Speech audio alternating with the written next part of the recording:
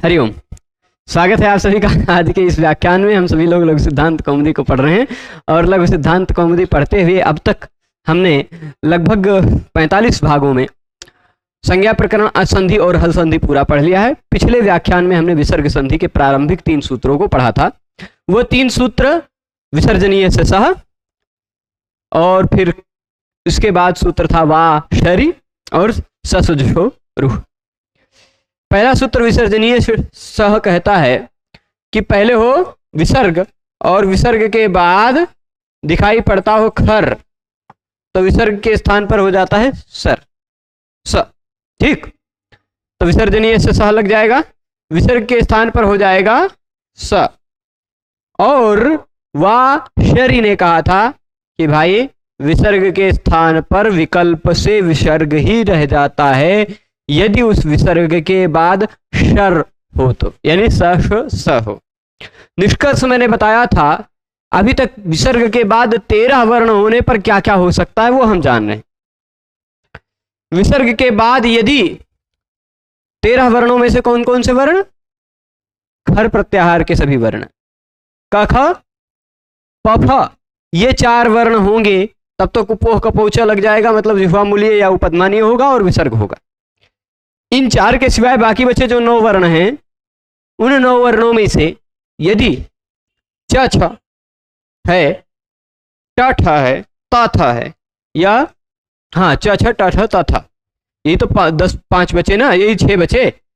ये 6 वर्ण यदि तुरंत बाद में हैं तो विसर्ग के स्थान पर स हो जाएगा। स होगा, उसको चुनाश्चु या अष्टुनाष्टु से आप फिर बाद में परिवर्तित कर सकते हैं, षटकोण के श के रूप में या उससे क्या कहते हैं तालव्य श के रूप में। ठीक है, इतना समझे थे। पर यदि उस विसर्ग के बाद शर है, शर है यानी स है, ठीक, तो विसर्ग के स्थान पर विकल्प से विसर्ग भी हो जाता है, ये बात हम जाने थे। विसर्ग के स्थान पर विकल्प से विसर्ग हो जाता है, तो जब विकल्प के से विसर्ग नहीं होगा तो विसर्ग के स्थान पर स भी हो जाएगा। तो दोनों तरह का रूप हमने वासरी में देखा था, हरिशेते और हरिशेते, विष्णु त्राता और विष्णुस्त्राता। ठीक, रामः टीकते, रामः टीकते, दोनों तरह का रूप बनेगा, विसर्ग भी हो जाएगा और स भी हो जाएगा। ठीक, स होकर फिर आप स्तोष चुनाशु और स्टुनाशु लगा पाए। फिर इसके बाद हमने एक सूत्र पढ़ा था सजुषो रूह। वह सूत्र कहता है किसी भी शब्द का अंतिम वर्ण यदि स हो, किसी भी शब्द का, वो कोई शब्द क्यों ना हो, किसी भी शब्द का यदि अंतिम वर्ण क्या हो स, या फिर सजुष शब्द का अंतिम वर्ण ये वाला षटकोण वाला श हो, तो उसके स्थान पर हो जाता है रू। ठीक, सजुषो रूह, ये सूत्र पढ़ा था ना। तो अब हम रू करने तक पहुंच गए थे, रू हो जाता है स के स्थान पर, रू हो जाता है सजुष के श के स्थान पर। ठीक है, अब रू जो हो गया वह रू सभी शब्दों में होगा, जिस किसी भी शब्द में अंतिम में स दिखाई पड़ेगा उस शब्द में आपको रू हो जाएगा, दिखाई पड़ेगा, है ना। तो संभव है रू के पहले कोई भी वर्ण आ जाए, बाद में कोई भी वर्ण आ जाए, है कि नहीं, ऐसा संभव है। तो अब क्या कह रहे हैं ये समझिएगा, पहले हो अ, उसके बाद हो रू, उसके बाद फिर हो अ।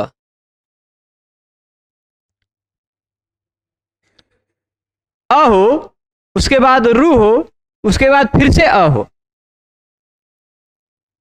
ठीक है, अ रू अ। ठीक है, तो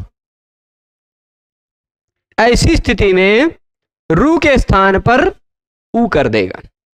ये सूत्र आ रहा है अतो रोर प्रताद प्रते। ठीक है, रू के स्थान पर ऊ कर देगा, ह्रस्व अ ही होना चाहिए। देखिए इसमें क्या लिखा है, अतः, अतः लिखा है ना, तपर करण किया गया है कि नहीं। तो तपर करण का मतलब होता है जहां भी त लगा हुआ हो वह केवल उसका ही बोध कराएगा, वैसे आप एक सूत्र पढ़े होंगे, अणुदित सवर्णस्य चा प्रत्ययः, यदि वह विधीयमान नहीं है तो अण और उदित अपने सवर्ण का ग्रहण करते हैं। यदि वह विधीयमान नहीं है तो अण और उदित अपने सवर्ण का ग्रहण करते हैं। तो उस आधार पर यदि केवल अ कहते तो अ कहने से 18 प्रकार के आ का बोध होने लग जाता है ना, होता कि नहीं। और अतः रोरह रोह अप्लुतात अप्लुते, अप्लुते अप्लुते कह दिया मतलब तुरंत बाद में अप्लुत होना चाहिए। अच्छा, इस सूत्र का प्रसंग निकाल कर देखिएगा, इस सूत्र का प्रसंग निकाल कर देखिएगा। 6-1 ये 6-1 113 है ना, निकालिएगा। कहीं ऊ की अनुवृत्ति आ रही है, देखिए अतोरोर अप्लुताद अप्लुते में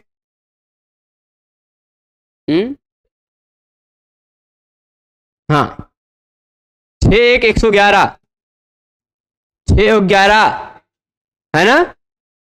111 से में आपको दिखाई पड़ी है 113 है कि नहीं।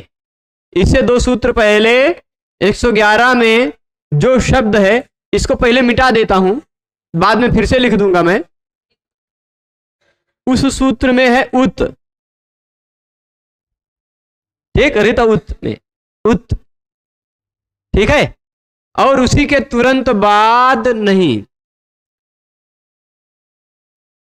111 के ही आसपास एंगा पदांता दती है। 110 पे है क्या, 109 पे है, 109 पे है ना।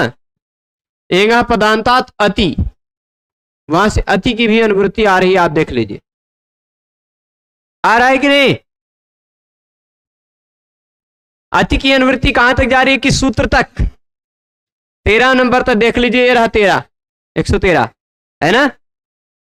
और उत की अनुवृत्ति कहां तक जा रही है, रित उत सूत्र से 114 तक जा रही है, हसीचा तक 114 भी आएगा। देखिए ये रहा हसीचा, हसीचा तक भी, यानी हसीचा जब पढ़ेंगे तो वहां भी आपको उत लेना है, पर आपको अति नहीं लेना है। अति क्यों नहीं लेना है, क्योंकि ये हसी की बात कर रहा है। तो जब हसी की बात शुरू हो जाएगी तो अति की बात अपने आप खत्म हो जाएगी, है ना, समझ रहे हैं।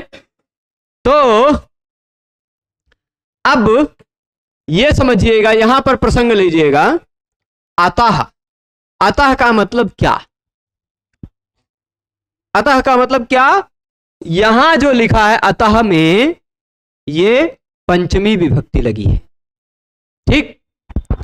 अत शब्द का पंचमी एक वचन बनता है अतः, अत अतौ अतः अतम अतौ अतः अता अद्भ्याम अद्भि अते अद्भ्याम अद्भ्यः अतः, वो वाला अतः है, ठीक है, पंचमी वाला। तो अतः रोह, अतः रोह, रोह जो है इस सूत्र को तोड़ डालेगा। यहां देख लीजिए क्या है, अतः है, उसके तुरंत बाद है रोह, और उसके बाद क्या है, अप्लुतात, ठीक, अप्लुतात, फिर उसके बाद अप्लुते। ये इतना सूत्र है। अप्लुतात अप्लुते बहुत ज्यादा महत्व नहीं रखता, ये सूत्र क्यों है, ये दो शब्द क्यों है, उसका रहस्य बाद में बताएंगे। अभी जो पहले पूरा प्रसंग समझ जाए। अप्लुतात और अप्लुते को अभी मन से हटाइए, अभी हटाइए, अभी फिर बता देंगे, ठीक। तो अतः का मतलब क्या होता है, अतः का मतलब होता है ह्रस्व अ के बाद पंचमी विभक्ति लगी है कि नहीं। तो पंचमी विभक्ति जिसमें लगी होती है, कार्य किसके स्थान पर होता है, कार्य उसके बाद वाले वर्ण के स्थान पर होता है, ठीक। तो ह्रस्व आ के बाद आने वाले वर्ण के स्थान पर कार्य होगा, ह्रस्व आ के बाद आने वाले वर्ण के स्थान पर कार्य होगा, यानी पहले हम लिख देते हैं ह्रस्व आ। अतः का मतलब, अब देखिए रोह में लगा हुआ है षष्ठी, भानोह, रू का रोह वैसे भानु का भानोह, है ना, गुरु का गुरोह वैसे रू का रोह, है ना। तो रो में लगी है षष्ठी, षष्ठी विभक्ति जिसमें लगी होती है कार्य उसी के स्थान पर होता है।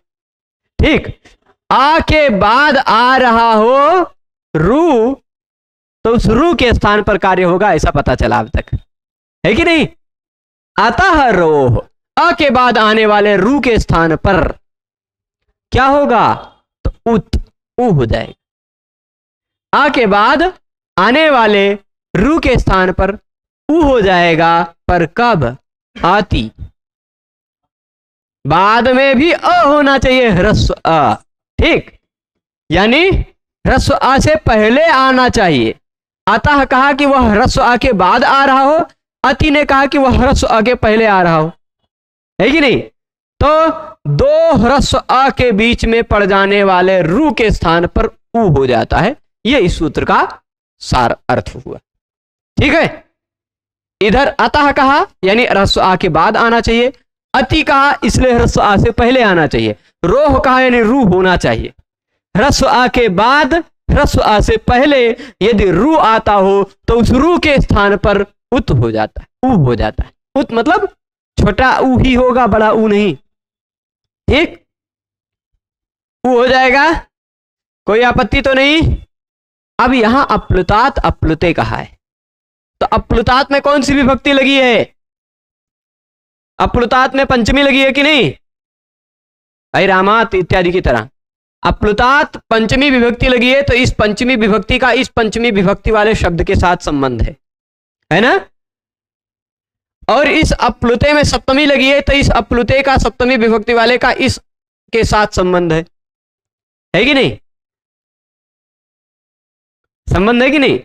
ये सब एक दूसरे के विशेष विशेषण बन जाएंगे। तो कहता है अप्लुत ह्रस्व अ, अप्लुत ह्रस्व अ होना चाहिए। अब आप कहेंगे अप्लुत मतलब तो दीर्घ भी काम चल सकता है ना।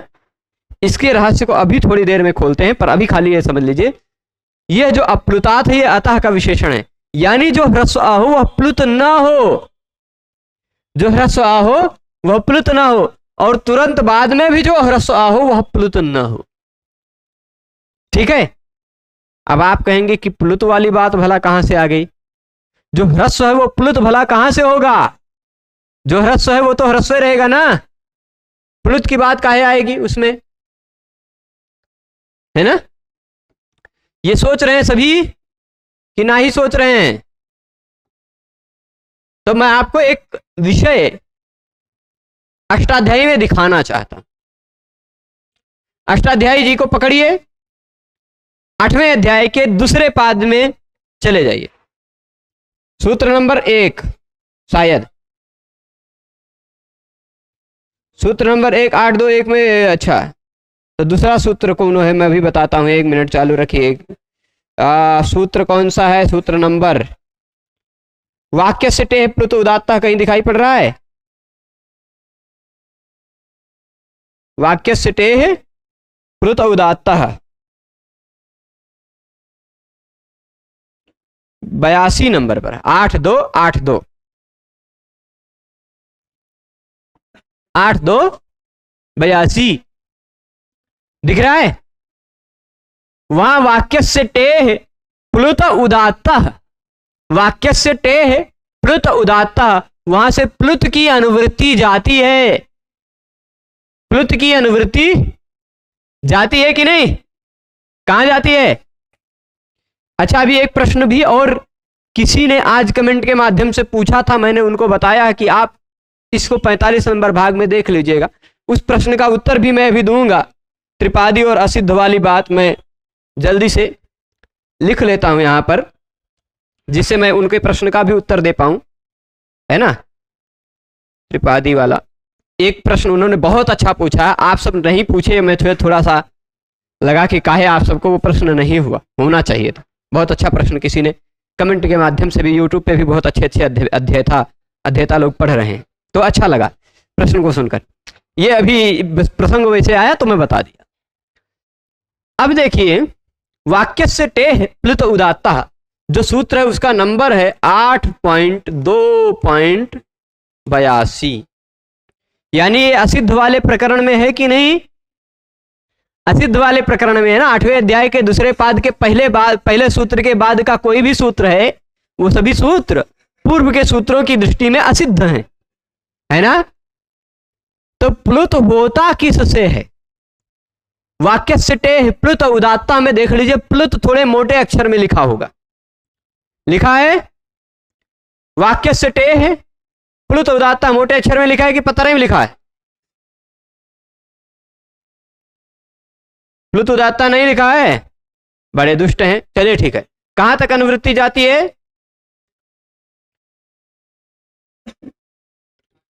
98 तक जाती है। प्लुत की भी अनुवृत्ति जाती है, प्लुत करने का प्रकरण है वह, ठीक। दूरात धूते च इत्यादि भी उसी में है, दूरात धूते च और प्रत्यभिवादे शूद्र इत्यादि प्रकरण के सूत्र वहीं मिलेंगे, ठीक है, उसी 96 के बीच में। तो कभी कभी ह्रस्व के जगह पर प्लुत हो जाया करता है। क्या हो जाया करता है? ह्रस्व के स्थान पर प्लुत हो जाया करता है, ठीक। अब ह्रस्व के स्थान पर प्लुत करने वाला जो नियम है, वो सारा नियम कहां पर है? ह्रस्व के स्थान पर जो प्लुत करने वाला जो नियम है, वो सारा यहां पर है कि नहीं? 8:2:82 के बाद है वो सारा नियम। यानी अगर किसी भी नियम से ह्रस्व को प्लुत हो जाएगा, तो वह प्लुत इस सूत्र की दृष्टि में तो ह्रस्व दिखाई पड़ेगा ना, क्योंकि इस सूत्र को पता ही नहीं चलेगा कि प्लुत हो चुका है कि नहीं। अतो रोरप प्लुताद प्लुते सूत्र क्योंकि सपाद सप्ताध्यायी में 7.25 अध्याय वाले सूत्रों में है, तो 7.25 अध्याय के सूत्र ये नहीं जान पाते कि बाद के 3 पाद के सूत्रों ने क्या कर डाला, है कि नहीं। तो बाद के 3 पाद के सूत्रों में से ये प्लुत करने वाला सूत्र वाक्य से टे प्लुत उदात्ता से आगे और कोई भी प्लुत करने वाला सूत्र है, वह अगर प्लुत कर देता ह्रस्व आ को, तो ह्रस्व आ को प्लुत हो चुका है, यह इसको पता ही नहीं चलता, है कि नहीं। वह ह्रस्व आ को प्लुत हो गया, वो इसको पता ही नहीं चलता। तो प्लुत के जगह पर भी, वह प्लुत के जगह पर भी क्या करने लग जाता? प्लुत अ के बाद और प्लुत अ से पहले आने वाले रू को भी उ करने लग जाता, है कि नहीं। क्योंकि वहां देखिए ह्रस्व अ तो है, अगर खाली अप्लुतात अप्लुते सूत्र में ना होता, अतो रोह सूत्र होता, अतो रोह और ऊपर से अति और उत की अनुवृत्ति आ ही रही है, तो आ के बाद आने वाले अ से पहले आने वाले रू के स्थान पर उ हो जाता है। इतना ही रहा होता सूत्र, ह्रस्व आ हो बाद में भी ह्रस्व आ हो, यदि इतना ही होता सूत्र, तो भाई अगर हमने प्लुत कर डाला तो भी वह इस सूत्र की दृष्टि में तो ह्रस्व है, तो भी तो रू होने लग जाता, रू को उ होने लग जाता। इसलिए अप्लुतात अप्लुते कहा कि वह जो ह्रस्व आ है वह प्लुत ना हुआ हो, जो बाद वाला भी ह्रस्व आ हो वह प्लुत ना हुआ हो, ठीक है।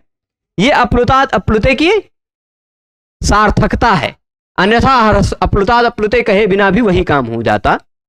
पर दिक्कत आ जाती कि असिद्ध प्रकरण में अगर हम प्लुत हुआ जो है वो प्लुत को असिद्ध मान लेते, प्लुत हुए नहीं है, दिखाई नहीं पड़ता, हो चुका है पर हुआ इस सूत्र को तो नहीं पता चलता, तो ये सूत्र उसको ह्रस्व आ मान लेता, और ह्रस्व आ मान लेता तब तो रू को वो कर डालता प्लुत के बाद भी आने वाले को, है ना। वो उदाहरण सहित बताएंगे अभी आपको, पर सामान्यतः निष्कर्ष ये समझ गए होंगे आप कि अप्लुतात अप्लुते का क्या प्रयोजन है वो समझ गए। ह्रस्व आ के बाद यदि रू आता हो तो उसको उ हो जाता है, पर शर्त यह है उसके बाद भी ह्रस्व आ आना चाहिए। तो ऐसी स्थिति में आने पर यह उ बन जाता है। क्या बन जाता है?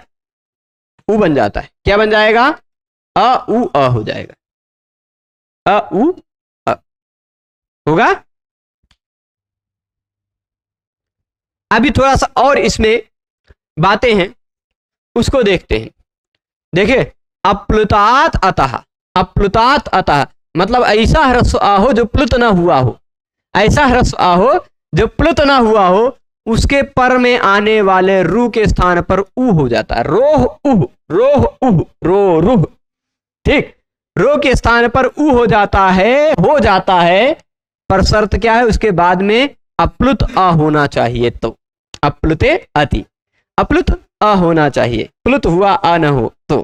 ठीक, अब जैसे हम पूरा प्रसंग बताते, पूरे प्रसंग से चलते हैं। प्रसंग ये है, शिव शब्द है। कौन?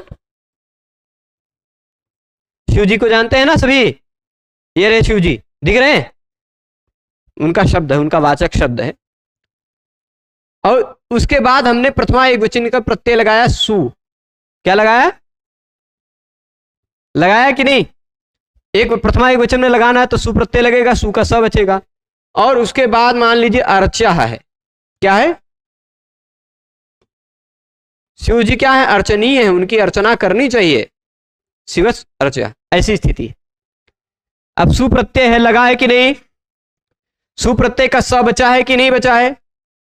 अब यह जो शिवस बन गया है स बचने पर, यह शिवस सुबंत है कि नहीं? सुप प्रत्यय लगा इसमें, सुबंत है। और जो भी सुबंत होता है उसकी सुप तिङंतम पदम सूत्र से पद संज्ञा हो जाती है कि नहीं? तो यानी यह शिवस एक पद भी है, क्योंकि सुबंत है, सुप्रत्यय इसमें लगा हुआ है ना? तो शिवस एक पद हो गया।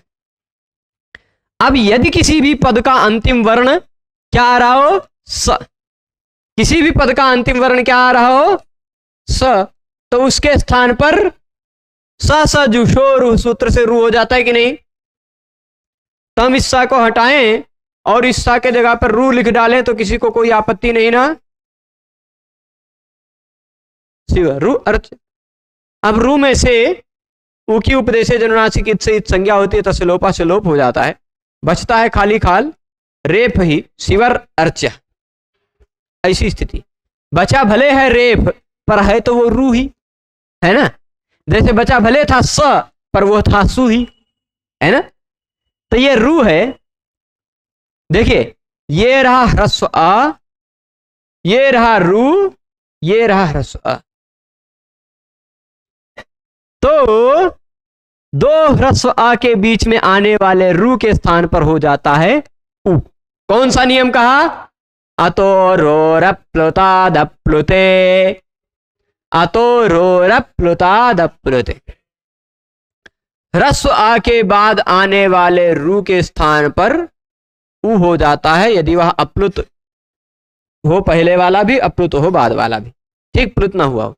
तो रू को हमने कर दिया उ, शिव उ अर्च। ठीक, शिव उ अर्च। अब यहां पर एक समस्या आई। समस्या क्या आई? समस्या बताएं। ये देखिए, उ और अ में कौन सा नियम लग रहा है? उ और आ में ये कोई अड़ची भी लग रहा है? लग रहा है कि नहीं? इसका दो तरह से, इस समस्या का समाधान दो तरह से बोला जाता है। दोनों तरह बोलूंगा, जो आपको मजा आए जिसमें वो मान लीजिएगा। देखिए, उ और आ में इको अड़ची लग जाना चाहिए कि नहीं? और इधर आ और उ मिल रहा है, आध गुणा लग जाना चाहिए कि नहीं लग जाना चाहिए? है ना? तो अगर उ और आ में हम इको यणची कर देंगे, वह बन जाएगा, तो आध गुणा नहीं लगेगा, है कि नहीं? और अगर हम आ और उ को गुण करके ओ बना देंगे तो इको यणची नहीं लगेगा। दोनों में से एक ही लगेगा। पर अभी इस स्थिति में तो दोनों लगने को आ रहे हैं, है कि नहीं? ये बात समझिए। आ और उ, आ के बाद ई उ रिलरी आता हो तो आ और उ के स्थान पर गुण होकर ओ बन जाता है ना? ई आता हो, आ और ई हो तो ई ए बन जाता है, आ और उ हो तो ओ बन जाता है, आ और री हो तो अर बन जाता है, आ और री हो तो अल बन जाता है, गुण होकर होता है ना? तो यहां आध गुणा गुण कर रहा है। और यहां उ के तुरंत बाद, ई उ रिलरी के तुरंत बाद कोई भी स्वरवर्ण आता हो तो ई उ रिलरी के स्थान पर यवर वाला हो जाता है। तो मान लीजिए इको अणची लगाते तो उ के जगह पे वह बन जाता। ठीक, शिव वर्चा, शिव वर्चा ऐसा हो जाता ना? और मान लीजिए यदि हम इको तो शिव वर्चा बन जाता, तो फिर ये अ और उ ना बचता, अ और व हो जाता, तो इको वो आद गुणा न लग पाता, है ना। और अगर आद गुणा से पहले हम गुण कर डालें, शिव उ को शिवो बना लें और अर्चा हो जाए, शिवो अर्चा बन जाए, तो फिर इको एणच ही नहीं लग पाएगा, यानी दोनों में से कोई एक लगेगा। अब जरा सा नंबर दोनों का निकाल देते थे, लीजिए दोनों का, ये छोटा वाला समाधान बता रहे हैं, हल्का फुल्का वाला समाधान बता रहे हैं, दूसरा वाला समाधान ज्यादा मुख्य है। दोनों का नंबर निकाल के आप देखेंगे तो एक 6 1 77 नंबर है, इको एणच है ना। और 6 1 87 नंबर पे मिलेगा आध गुणा, लगभग 87 है ना। तो 6 1 77 नंबर सूत्र है इको, कौन सा, इको एणच, और 6 1 87 नंबर का सूत्र है आध गुणा। दोनों सूत्रों में विप्रतिषेध हो, अगर एक ही स्थान पर दो सूत्र आने लग जाएं तो विप्रतिषेधे परं कार्यम, विप्रतिषेध हो जाने पर वाला सूत्र जो नियम कहता है, जो कार्य कहता है, वह कार्य कर लेना चाहिए, बाद वाला सूत्र जो काम करने को कहता है वह काम करना चाहिए। ठीक, ये नियम जो है ना, ये केवल 7.25 अध्याय में है, त्रिपादी में नहीं। त्रिपादी में तो पहले वाला सूत्र का काम पहले करना पड़ता है, पर 7.25 अध्याय में बाकी 7.25 अध्याय, 7 अध्याय और 8वें अध्याय के पहले पाद तक पहले बाद वाले सूत्र को वरीयता देनी पड़ती है। ठीक, तो परम कार्यम के आधार पर पहले हम 6 1 87 जो आद गुणा है वो गुण करेंगे पहले। एक समाधान तो ये हो गया। दूसरा समाधान, परसन्निकर्ष संहिता पढ़ाते समय मैंने एक कारिका लिखाई थी, एक श्लोक लिखाया था आपको। संहितैकपदे नित्या नित्या धातुपसर्गयोः नित्या समासेवा केतु सा विवक्षामपेक्षते। ठीक है, संधि जो है या संहिता जो है, यदि एक ही शब्द है तो उस एक शब्द में संहिता नित्य है ना। एक शब्द में होने वाली संहिता नित्य है, धातु और उपसर्ग में होने वाली संहिता नित्य है, समास होने पर होने वाली संहिता नित्य है, यानी उसको आप रोक नहीं सकते, वो करना ही पड़ता है। एक शब्द में अगर किन्हीं दो वर्णों में संधि हो रही है तो संधि को आप रोक नहीं सकते, वो करना ही पड़ता है। और धातु और उपसर्ग में संधि का अगर कहीं नियम लग रहा है तो वह आपको करना ही पड़ता है, उसको आप रोक नहीं सकते। समास में अगर कहीं संधि का नियम लग रहा है तो उसको आपको करना ही पड़ता है, उसको आप वैकल्पिक नहीं कर सकते। ठीक, पर वाक्य है अगर, तो वाक्य में संहिता अब वक्ता की विवक्षा पर निर्भर रहती है, वह करे चाहे न करे, है ना, वह करे चाहे न करे। अब देखिए, ये देखिए, शिवस एक पद बना था कि नहीं, शिवस एक पद था कि नहीं, शिव के बाद सु प्रत्यय लगा था तो शिवस एक पद बना था ना। उसी स के जगह पे रू हुआ तो शिवर एक पद बन गया कि नहीं, उसी रा के जगह पे उ हो गया तो शिव उ एक पद बन गया कि नहीं। तो ये रहा, ये एक पद है। इस एक पद में अगर कहीं संहिता हो रही है तो वह संहिता नित्य है, वो करनी ही पड़ती है, ऐसा नहीं कि उसको छोड़ के आप चले जाएं। तो उस आधार पर भी यहां आ और उ की संहिता पहले ज्यादा जरूरी है। ये शिव उ एक अलग शब्द, अर्चा एक अलग शब्द, इन दो अलग अलग शब्दों में संहिता करना बहुत ज्यादा जरूरी नहीं है। पहले उसी वैसी शब्दों में जो संहिता हो रही वो तो कर लो, है कि नहीं। तो उस आधार पर भी हम पहले आ और उ को आद गुणा से गुण करके आ और उ के स्थान पर बना देंगे क्या, ओ। यहां से हटा आ, ठीक, हट गया, यहां से हटा उ, आ और उ दोनों हटे, बन गया ओ। ठीक, शिव ओ। और इसी ओ को हम वा को हलंत करके, वा को पूरा करके उसी में चढ़ा देते हैं ओ, तो शिवो बन गया कि नहीं, शिवो अर्चा। यहां तक पहुंच जाएंगे।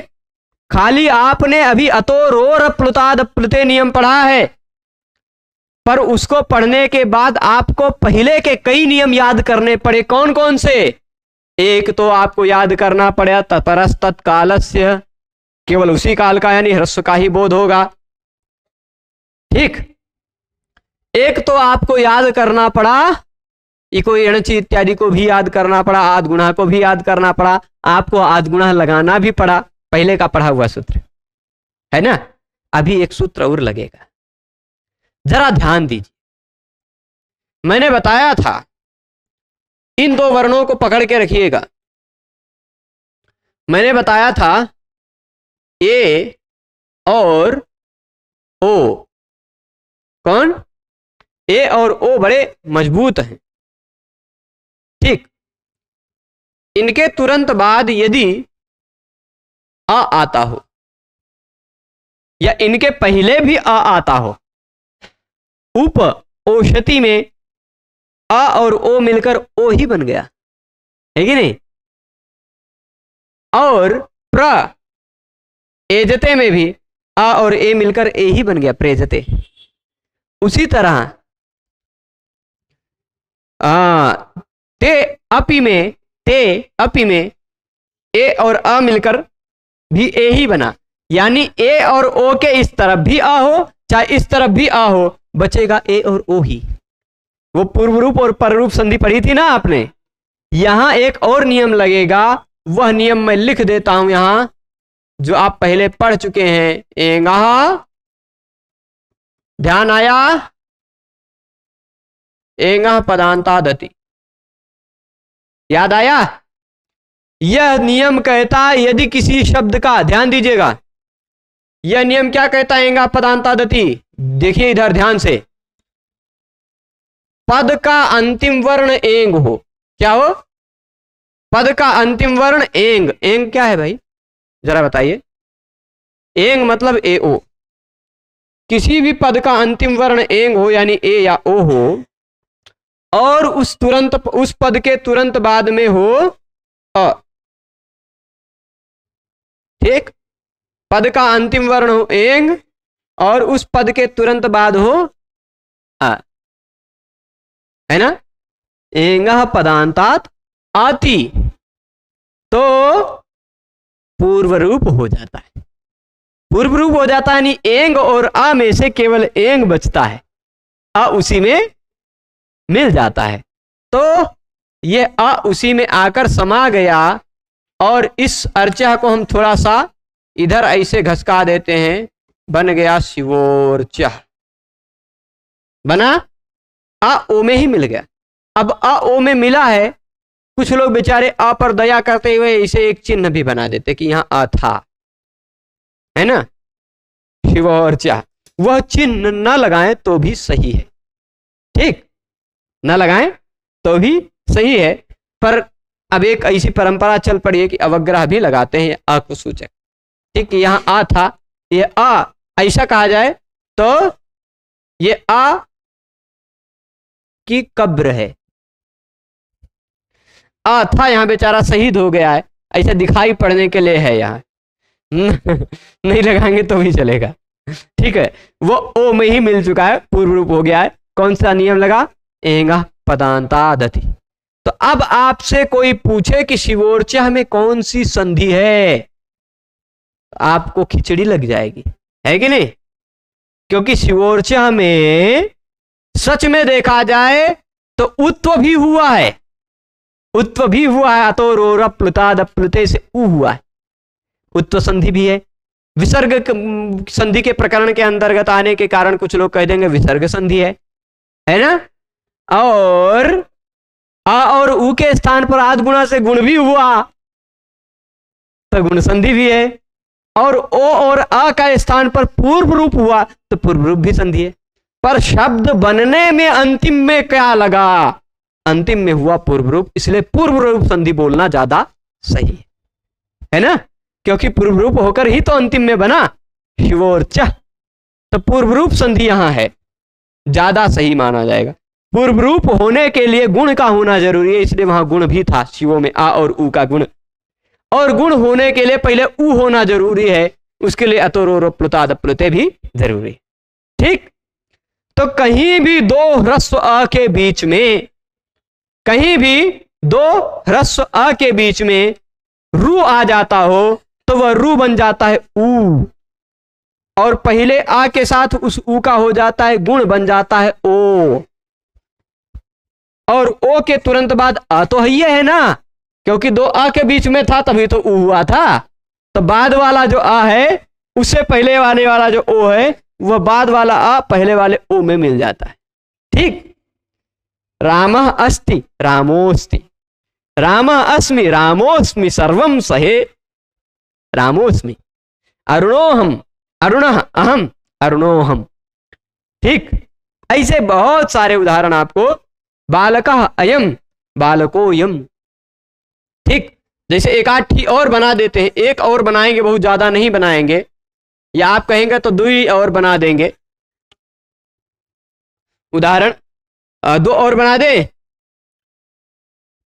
एक ऐसे देख लेते हैं कुछ उदाहरण।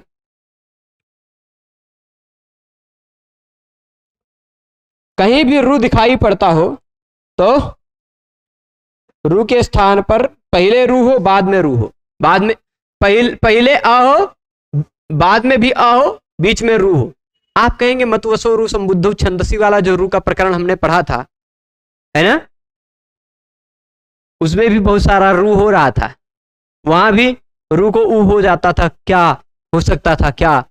तो जरा उस सभी सूत्रों को ध्यान से आप देख लीजिए जिसे आप रू कर रहे थे, चाहे वह समासुटी हो, चाहे वह पुमाखय्यम परे हो, चाहे वह कानाम रेडिते हो, चाहे वह नच्छब्द प्रसान हो, जितने भी सूत्र आपने पढ़े उन सभी सूत्रों से जो भी रू हो रहा था वह रू उसके तुरंत पहले ना तो आ मिलेगा ना तो बदियम आ मिलेगा, ऐसा वाला रू था वो, है ना। पहले कान आ जा रहा था, कान के ना को रू हुआ था तो आ है पहले बाद में, पर तुरंत बाद में कान का का था ना, कांस कान में। फिर पुम्स कोकिला में पुम का ऊ था, फिर बाद में रू था, ऊ के बाद रू था और बाद में कोकिल का का था, है ना। न छब्बे प्रसान में ना था, न के पहले कौन सा वर्ण वो निश्चित नहीं था, पर तुरंत बाद में छव था, है ना, छव छठा था छठा था चटा था। तो अतोरोरप्लुताद प्लुते उस वाले रू के प्रसंग में लगने लायक औकतीय नहीं है, क्योंकि तुरंत पहले और तुरंत बाद दोनों तरफ अ नहीं मिलेगा। ठीक, तो ससजुषो रू से जो रू हुआ है या अन्य किसी सूत्र से भी रू हुआ है, यदि रू के पहले भी अ और बाद में भी अ मिल जा रहा हो तो आपको अतोरोरप्लुताद प्लुते नियम लगाना नहीं भूलना। ठीक है, एक उदाहरण और भी सूत्र का मैं दे देता हूं, वह सूत्र अभी और पढ़ेंगे आप। यह कहता है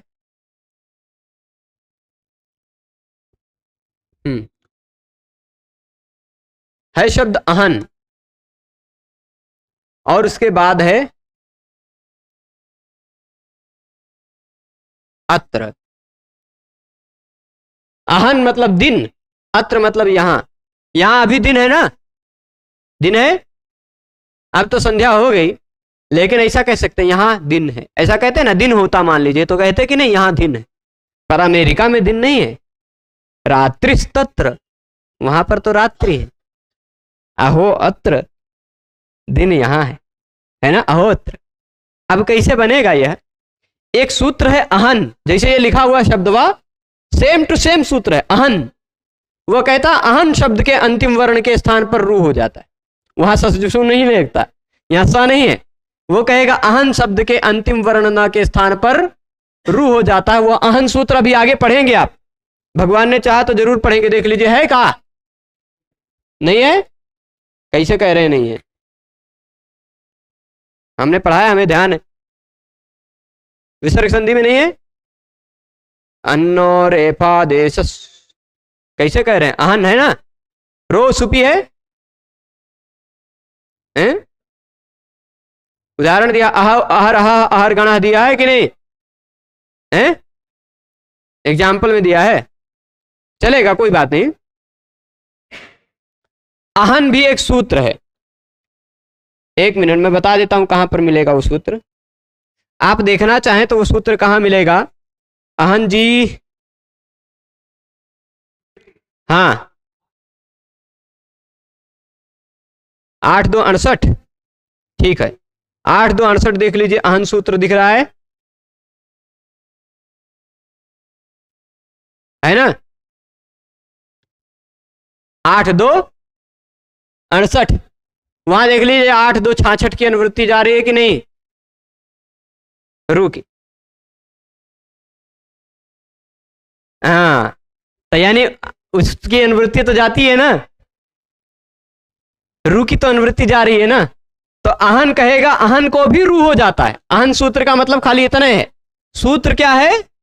सूत्र है अहन 8×2=68, वहां ससजुसो रू से रू की अनुवृत्ति आती है, वो कहता अहन को रू हो जाएगा, बस अहन को रू हो जाएगा। अब अहन को रू होगा मतलब कैसे वाले अहन को रू होगा? कैसे वाले अहन को रू होगा? अहन में किसके स्थान पर? पूरे अहन के स्थान पर रू हो जाएगा क्या? अंतिम वर्ण न के स्थान पर रू हो जाएगा। ठीक, तो रू कर दिया, मान लीजिए अहन के न के स्थान पर हमने रू कर दिया, अहरू हो गया। ठीक, और अत्र, मान लीजिए यहां दिन है, ऐसा हम कहने चाह रहे हैं, अहरू अत्र। अब रू में से बचेगा र, मान लीजिए र बचाकर हम काम करना चाहें तो कर सकते हैं, क्योंकि अनुबंध इत संज्ञा और लोप करना ही पड़ता है हमेशा, जिसकी भी इत संज्ञा होती है उसका लोप करना पड़ता है, तो इत संज्ञा तो होगी, पर बचा तो र है तो वो रू ही है, तो रू ही ना, रू है। तो ये देखिए, ये रहा आ, ये रहा रू, ये रहा आ, दो आ के बीच में आ रहा हो रू, तो उस रू के स्थान पर हो जाता है ऊ, होगा कि नहीं? अह उ अत्र। अब अह में अ है, रू का ऊ है, उस रू के स्थान पर आया हुआ ऊ है, अ और ऊ के स्थान पर गुण होकर बन जाएगा आहो, हो जाएगा कि नहीं? आहो अत्र। और ओ और अत्र के, ओ और अत्र में से अ को पूर्व रूप हो जाएगा तो अहोत्र, अवग्रह बचेगा। ठीक, ऐसे ही यहां मैं लिख देता हूं, ऐसा आ रहेगा, ये रहा हो और ये रहा अवग्रह और ये रहा त्र, अहोत्र, ऐसे बनेगा। बालको यम रामो यम श्यामो यम डित्थो यम ब्राह्मणो यम श्यामो यम, है ना, देवदत्तो यम अरुणो हम, बालको हम, ऐसा शिक्षको हम, बहुत सारा उदाहरण। ठीक, आचार्यो हम, कहीं भी आपको अ के बाद दो अ के बीच में रू मिलता हो तो उसके स्थान पर हो जाता है ऊ, और गुण होगा आद गुणा से, गुण होने के बाद फिर एंगा पदांतादति से, जो आप पहले पढ़ चुके हैं, उससे हो जाएगा पूर्व। तो ये पूरा नियम पता चला है अतोरो प्लुताद प्लुते का। कुछ और उदाहरण की आवश्यकता तो नहीं है, नहीं है ना? तो कहीं भी ऐसा होगा आपको मिल जाएगा ये नियम। अब इसके बाद आ जाते हैं हर्षिच। हर्षिच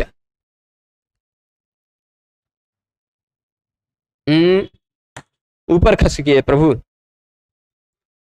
अतोरो प्लुते तो समझे हैं बढ़िया से जी।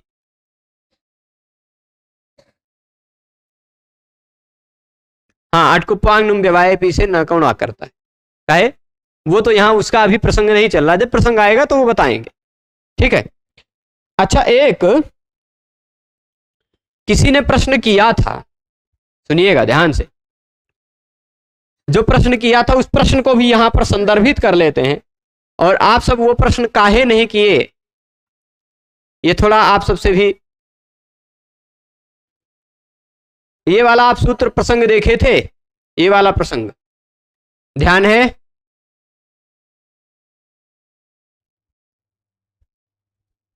ठीक है, 8-3-1 सूत्र निकालिए जरा, 8-3-1 मत वसो रु समुद्धो छंदस।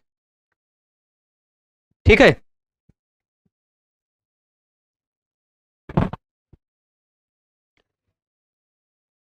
ठीक है, दिख रहा है मत वसो रु समुद्धो छंदसी। अब प्रश्नकर्ता ने प्रश्न क्या किया है, आप सबको प्रश्न होना चाहिए, मजेदार प्रश्न है।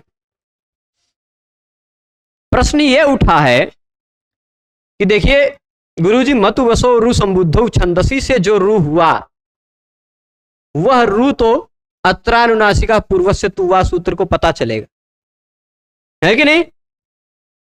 अत्रानुनासिका पूर्वस्य तुवा, यह सूत्र मत वसोरु संबुद्धौ छंदसी सूत्र के द्वारा हुए कार्य को जान पाएगा, पर समासुटी सूत्र के द्वारा हुए कार्य को कैसे जान पाएगा?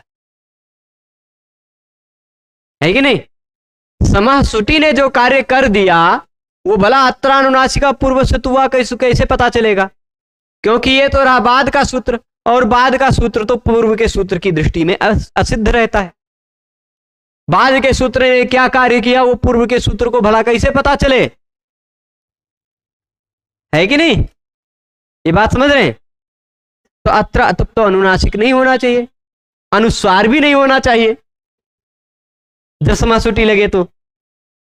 इसी तरह पुमा खय्यम परे में भी जब रू होगा तो भी अत्रानुनासिका पूर्व से तुवा नहीं लगना चाहिए, अनुस्वार नहीं लगना चाहिए, है ना? समझ रहे हैं रूपेश जी? क्योंकि ये देखिए, ये वाला जो सूत्र है अत्रानुनासिका पूर्व से तुवा, ये 2 नंबर का सूत्र है, 8-3-2।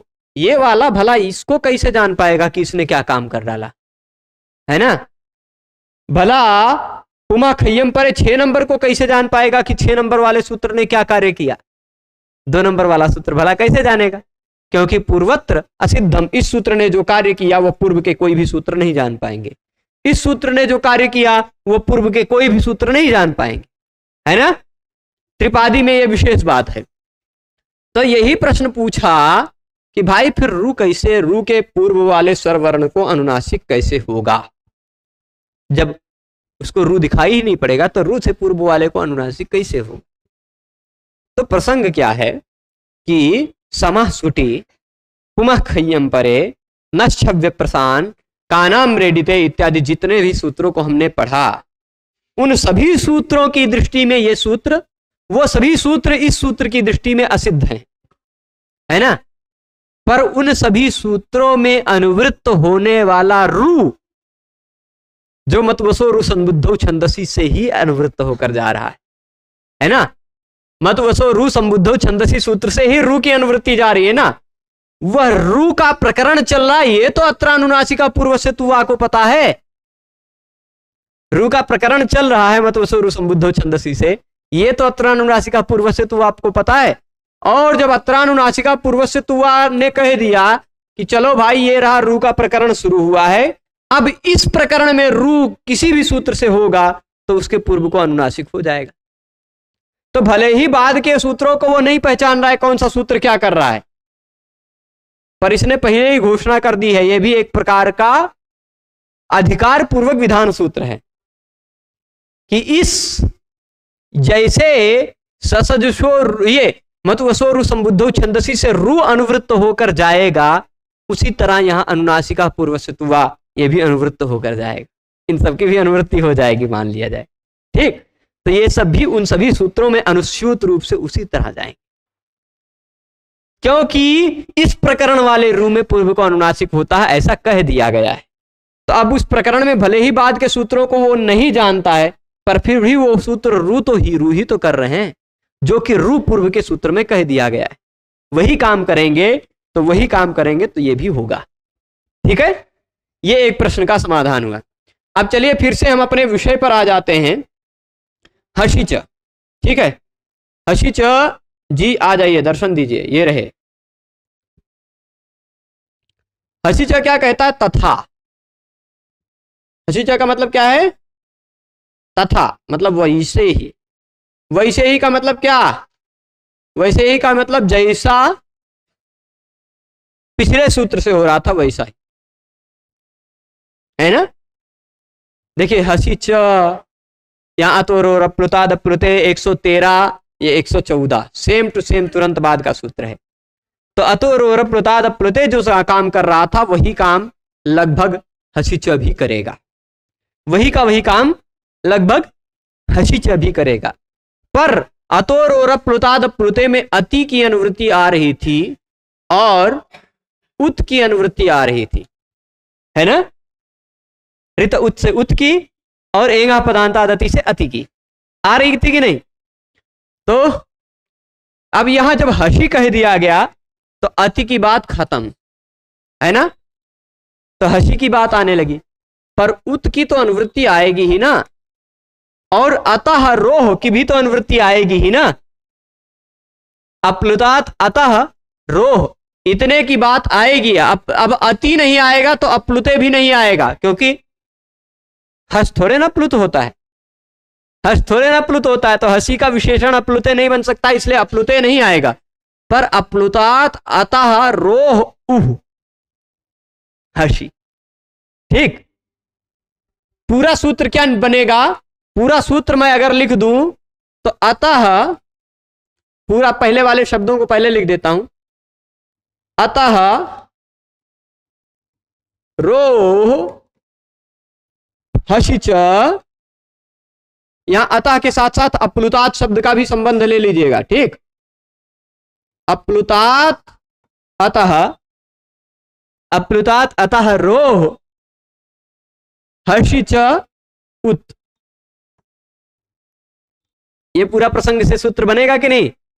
तो अप्लुत ह्रस्व अ, ऐसा ह्रस्व अ जिसको प्लुत ना हुआ हो, ऐसा ह्रस्व अ जिसको प्लुत ना हुआ हो, ऐसे ह्रस्व अ के बाद आने वाले रू के स्थान पर उ हो जाता है, यदि उस रू के पर में हश हो तो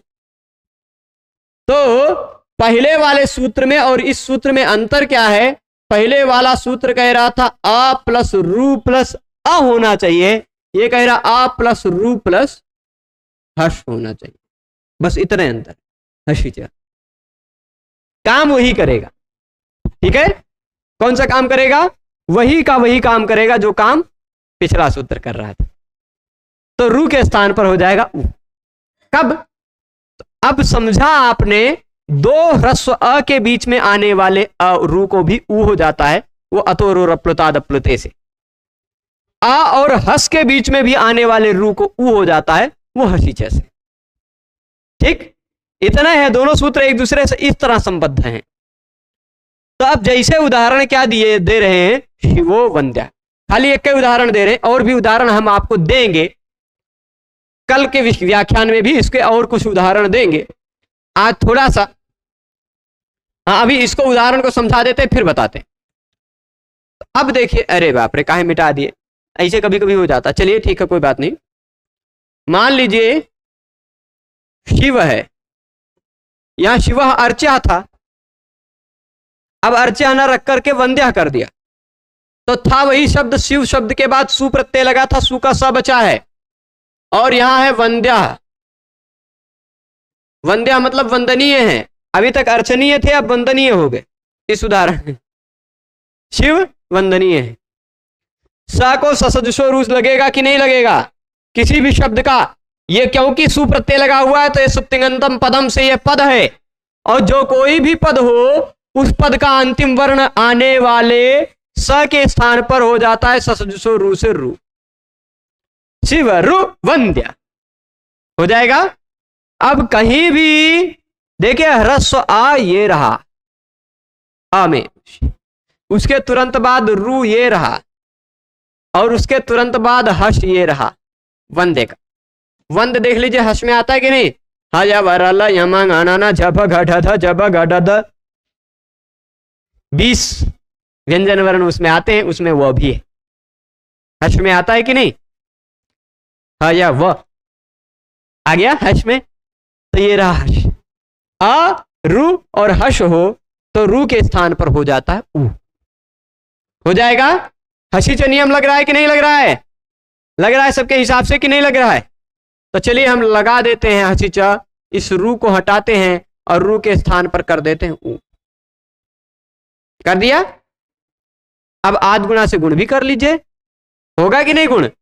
आ और उ के स्थान पर गुण होकर बन जाएगा ओ, हो जाएगा शिवो, शिवो वंद्या। अब यहां एंग के बाद ह्रस्व आ नहीं है, इसलिए एंगा पदांतादति लगाने की आवश्यकता नहीं है ना, और कोई दूसरा स्वरवर्ण भी नहीं है, इसलिए चोयवायावा की भी आवश्यकता नहीं है कि नहीं? तो शिवो वंद्या बन गया ऐसे। ठीक, ऐसे और भी आगे बहुत सारे उदाहरण मिलेंगे। रामो राजमणि, रामो राजमणि है ना। बालको गच्छति, बालकः गच्छति को बालको गच्छति, है ना। अरुणो हसति, है ना। मनोरथ, मनस मनरु मनउ मनो मनोरथा बन जाता है। ठीक, कहीं भी रु के स्थान पर हुआ है ओ, और उस ओ के तुरंत बाद आपको विच्छेद में अ दिखाई पड़ रहा है, तो वह ओ अतोरोर अप्लुतात, अप्लुते से ऊ होकर आद गुणा से गुण होकर बना हुआ है, ऐसा समझ लीजिएगा। और अगर उस ओ के तुरंत बाद हर्ष प्रत्याहार का वर्ण दिखाई पड़ रहा है, तो समझ लीजिए वह हर्षिचा से ऊ होकर आद गुणा से गुण होकर बना हुआ है। ठीक, तो विसर्ग संधि में 8 प्रकारों में से, विसर्ग संधि के 8 प्रकारों में से ओ भाव कब हो जाता है, ओ, वह आप जान चुके हैं। ओ तभी होगा जब पहले तो हो ह्रस्व अ, ह्रस्व अ के बाद आता हो रू, तभी ऊ हो, ओ होगा, ऊ होकर ओ बन जाएगा। ह्रस्व अ हो, उसके बाद हो रू, उसके बाद चाहे ह्रस्व अ चाहे हर्ष, उसके बाद वाला जो ह्रस्व अ होगा तो अतोरो रप्लुताद, प्लुते से ऊ कर लीजिएगा। बाद में हर्ष होगा, होगा, तो आप हर्षिचा से ऊ कर लीजिएगा। दोनों नियम समझ गए हैं? नहीं समझे क्या? हर्ष अतोरो प्लुताद प्लुते समझे हैं? तो हर्षिचा में खाली इतना अंतर है ना प्रभु, पहले आ हो, रू हो, फिर हर्ष हो, बस काम वही होगा। उसमें अति था, इसमें हर्ष ही है, सिंपल है। आप समझे? तो तुरंत बाद में होना चाहिए हर्ष, हयवरल यमंगणना झपगढ़ झपगढ़, इतने वर्णों में से कुछ भी दिखाई पड़े तो रू के स्थान पे हो जाएगा ऊ, आ और ऊ जड़ का बन जाएगा ओ और हर्ष बचेगा। ठीक है, और कुछ उदाहरण बता देते हैं। बालको गच्छति बताया हमने, है ना, बालको गच्छति। अच्छा, इसको रहने देते हैं, उसी को सिद्ध करते हैं। क्या? नरो भवति पूजितः, चलो, है नरो हंति, चलिए ठीक है। नर प्रथम, इस शब्द का प्रथमा एक वचन में क्या बनेगा, वो बनाने के लिए आपको स करना पड़ेगा, सु प्रत्यय लगाना पड़ेगा, सु में से बचेगा स। उसके बाद मान लीजिए हंति, चलिए, हंति का अर्थ क्या होता है? नरोहंति बनेगा अभी। नरोहंति का मतलब नर हत्यारा है? नहीं भाई, नर जाता है, नर जाता है, ऐसा अर्थ लेंगे हम अहिंसा वाले आदमी हैं, हिंसा नहीं करवाएंगे। हन हिंसा गत्यो, हन धातु का 2 अर्थ है, हिंसा भी और गति भी। तो हंति का मतलब होता है गच्छति। ठीक, गम धातु का भी अर्थ गच्छति है, हन धातु का भी अर्थ गच्छति। हन हिंसा गत्यो, हिंसा अर्थ और गति अर्थ दोनों है। तो नरह गच्छति मान लीजिए होता, या नरोहंति है, नरह हंति है। सु है, सु को सा को सो रू करेंगे कि नहीं आप? रू का र बचेगा कि नहीं?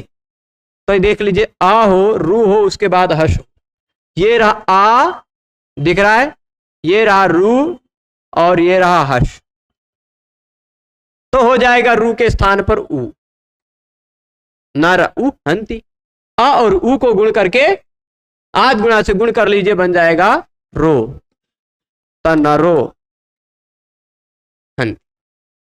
ठीक है, बालको गच्छति, देवो हसति, है ना, दुष्टो हसति, क्या? पुनर्हसति, वो पुनर है, पुनः नहीं, पुनर में रू नहीं है, वो पुनर शब्द का ही र है, रू और र में अंतर होता है। ठीक, तो वो जो अंतर होता है वो आपको बताएंगे। ठीक है, रू का र और शुद्ध र, इन दोनों में से अंतर तो होता है। पुनर में जो र है वह, पुनर में जो र है वह रू नहीं है। ऐसे तो फिर आप दुर में जो दुर का र है उसको भी कहने लेंगे, ऐसे हो जाए, है ना। तो वैसे सब जगह नहीं, पर दूर वाला जो है, निर वाला जो है, वहां पहले अ नहीं मिलेगा, तो वहां बात अलग। पर ये बात दोनों समझ गए, दोनों सूत्र समझे हैं ना। इन दोनों सूत्रों के और भी कुछ उदाहरण आपको कल एक प्रकार की परीक्षा की तरह, इस तरह से या कुछ ऐसे कुछ 8-8, 10-10 उदाहरण इन दोनों के, अतोरो रप्लुताद प्लुते के भी और हर्षिच के भी बताएंगे। इन दोनों सूत्रों के अर्थ को समझ लीजिएगा। ये रहा अतोरो रप्लुताद प्लुते सूत्र का अर्थ क्या है? अ प्लस रू प्लस अ बराबर, अच्छा रहने दीजिए। और हसीच का मतलब क्या है? हसीच